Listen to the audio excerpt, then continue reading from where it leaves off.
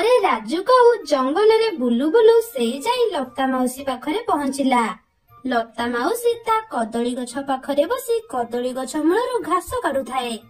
ଆରେ ମାଉସୀ, ତମେ କଣ ଆଜି ଏତେ ସକାଳୁ ସକାଳୁ ଆସି ଏଠି କାମ କରୁଛ?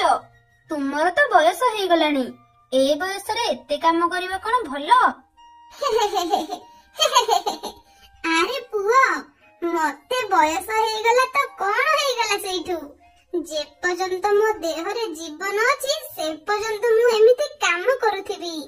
କଥାରେ ଅଛି ପରା, କର୍ମ ହିଁ ଈଶ୍ୱର। କର୍ମ ନ କଲେ କଣ ଚଳି ହବ? ଆଚ୍ଛା କହିଲୁ, ତୁ କଣ ପାଇଁ ଏଠାକୁ ଆସିଥିଲୁ? ମାଉସୀ, ତୁମ ଏ କଦଳୀ ବୁଦାରେ ତ କେତେ କଦଳୀ ଫଳିଛି, ମତେ ଗୋଟେ ବେନା କଦଳୀ ଦେଲ, ମୁଁ ଖାଇବି। ଏଇ କଥା? ହଉ ରହ, ମୁଁ ଏବେ ହିଁ ତତେ ଗୋଟେ କଦଳୀ ପେଣ୍ଡା ଦଉଛି। ହେଲେ ରାଜୁ, ମନେ ରଖ, ତୁ ଏ କଦଳୀ ଖାଇକି ଏଇଠି ଚୋପା ଗୁଡିକ ପକେଇଦବୁ ହେଲା। ଏ ଚୋପା ଗୁଡିକ ଭଲ ସାର ହେବ। ହଁ ହଁ ମାଉସୀ, ମୁଁ ଏ କଦଳୀ ଖାଇକି ଏଇଠି ଚୋପା ପକେଇଦେବି।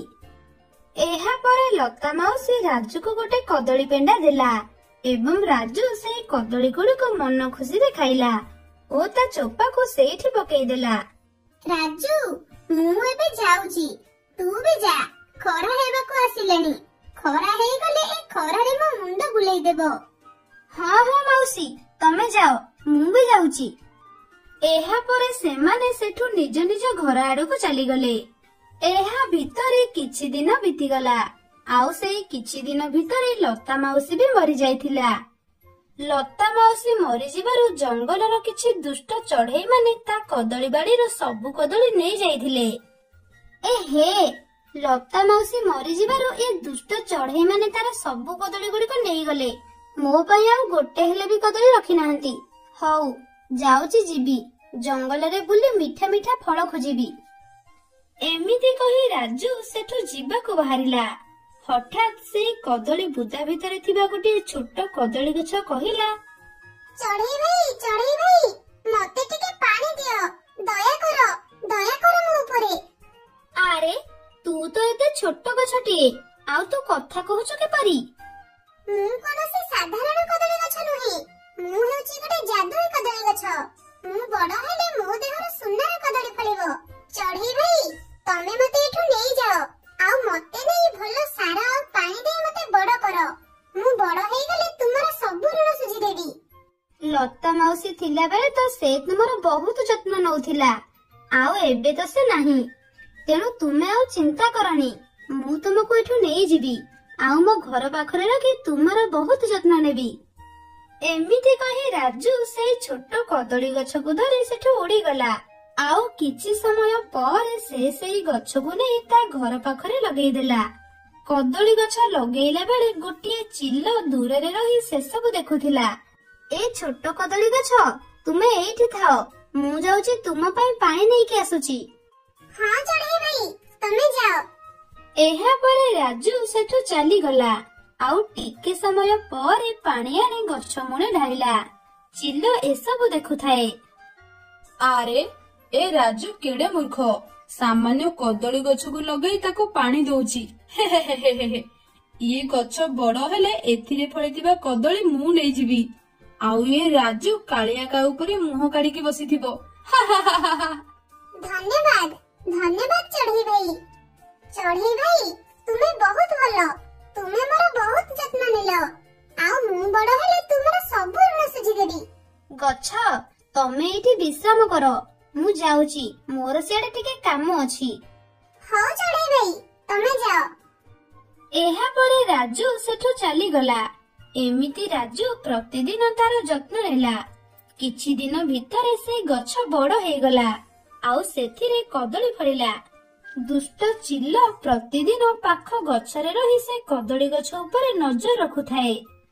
ଆଉ 15 ଦିନ ପରେ ଏ କଦଳୀ ପୁରା ପାଚିଯିବ, ଆଉ ତାପରେ ମୁଁ ଏ କଦଳୀକୁ ଖାଇଦେବି। ଚିଲର ଏମିତି କଥା କଦଳୀ ଗଛ କାନରେ ପଡିଲା। ଆରେ, ଏ ଚିଲ ଏମିତି କଣ କହୁଛି? ଏ ଚିଲ ତ ବହୁତ ଦୁଷ୍ଟ। ହେଲେ ଇଏ ଜାଣିନି ଯେ ମୁଁ ଗୋଟେ ଜାଦୁଇ ଗଛ ବୋଲି। ଏ ଦୁଷ୍ଟ ଆସୁ ଏଠାକୁ ଆସିଲେ ମୁଁ ତାକୁ ଉଚିତ ଶିକ୍ଷା ଦେବି।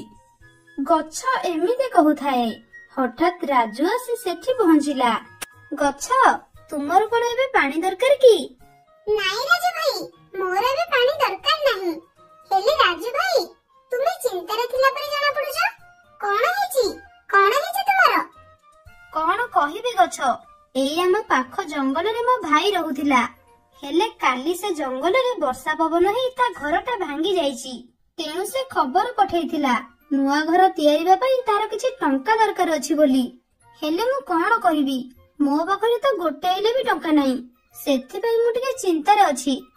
ରାଜୁ ଭାଇ, ମୁଁ ଥାଉ ଥାଉ ତୁମର କି ଚିନ୍ତା? ତୁମେ କଣ ଜାଣିନ ମୁଁ ଗୋଟେ ଜାଦୁଇ ଗଛ ବୋଲି?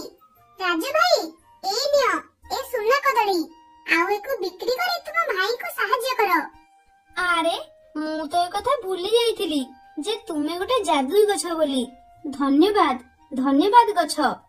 ରାଜୁ ଭାଇ, ମତେ ଏଥିରେ ଧନ୍ୟବାଦ ଦେବାର କଣ ଅଛି? ମୁଁ ତ ମୋ କର୍ତ୍ତବ୍ୟ କରିଛି।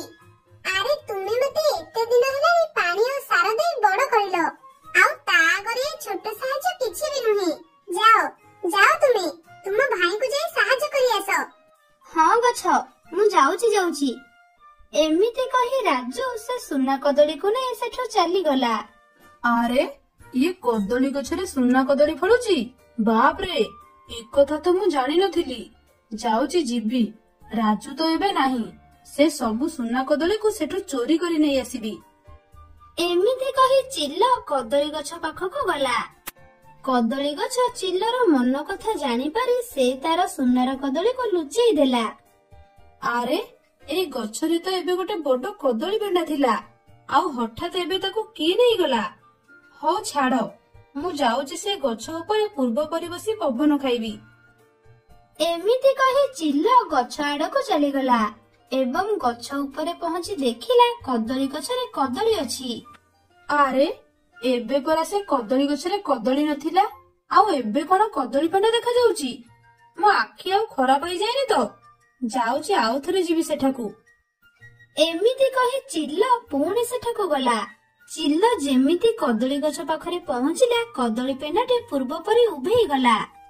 ଚିଲ କଦଳୀ ପେଣ୍ଡାକୁ ନ ଦେଖିଲାରୁ ସେ ନିରାଶ ହେଇ ସେଠୁ ଫେରି ଆସିଲା। ଦୁଷ୍ଟ ଚିଲ, ମୋ କଦଳୀକୁ ଇଏ ଚୋରି କରିବାକୁ ଆସିଛି। ହଉ, ଏଇଥରଟା ଆସ, ତତେ ଏଥରଟା ଭଲ ବୁଦ୍ଧିଟିଏ ଶିଖେଇବି। ହେ, ମୋ ମତିଭ୍ରମ ହେଇଗଲାଣି ନା କଣ? ଗଛ ଉପରେ ବସିଲେ କଦଳୀ ପେଣ୍ଡା ଦିଶୁଛି, ଆଉ ସେ ଗଛ ପାଖକୁ ଗଲେ କଦଳୀ ପେଣ୍ଡା ନାହିଁ। ଆରେ, ମୁଁ ଆଉ ପାଗଳ ହେଇଯାଇନି ତ? ମୁଁ ପାଗଳ ହେଇଗଲି। ଯାଉଛି ଏଥରଟା ସେ କଦଳୀ ଗଛକୁ ଭାଙ୍ଗିଦେବି, ଆଉ ତାପରେ ମତେ କଦଳୀ ଗଛ କି କଦଳୀ ପେଣ୍ଡା କିଛି ଦେଖାଯିବନି। ହା ହା ହା ହା ହା। ଏମିତି କହି ଚିଲ ପୁଣି ଥରେ ସେଠାକୁ ଗଲା। ହେଲେ ଏଥରଟା ତାକୁ କଦଳୀ ପେଣ୍ଡା ଦେଖାଗଲା। ହେଲେ ସେ ତା ନିଜ ଆଖିକୁ ବିଶ୍ୱାସ କଲା ନାହିଁ ଓ ରାଗରେ କଦଳୀ ଗଛକୁ ଭାଙ୍ଗିବାକୁ ଲାଗିଲା। କଦଳୀ ଗଛ ଚିଲର ଏମିତି ହରକତ ଦେଖି ରାଗିଗଲା ଓ ତାକୁ ତା ଯାଦୁ ବଳରେ ସେଇଠି ଭସ୍ମ କରିଦେଲା। ଦୁଷ୍ଟ ଚିଲ କଦଳୀ ଚୋରି କରିବାକୁ ଆସିଥିଲା, ଆଉ ଏବେ ପାନି ପାଇଲା।